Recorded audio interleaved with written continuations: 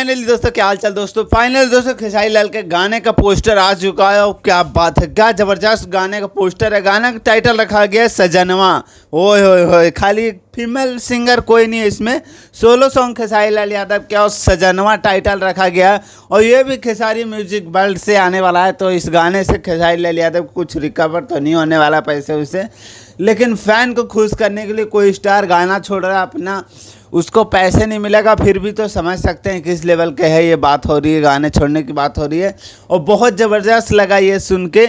और गाना फाइनली दिया जा रहा है, इसमें एक्ट्रेस नज़र आएंगे रानी मैम, और धमाकेदार गाना होने वाला है। गाना कौन लिखा है वो मिस्टेक हो रहा है, थोड़ा पढ़ा नहीं पोस्टर पे नाम क्या लिखा हुआ था, लेकिन सजनवा। और ये गाना वही है जिसमें खेसारी लाल यादव तबला लेके जो बजा रहे थे ना, छोटा है जो ढोलक नहीं होता वो लेके बजा रहे थे, वही गाना। कॉमेडी अंदाज में गाना होने वाला है। देखते हैं गाना कब आता है और क्या तबाही मचाता है, तहलका मचाता है। सो ज़्यादा मैं कुछ नहीं बोलता हूँ। Okay bye, love you.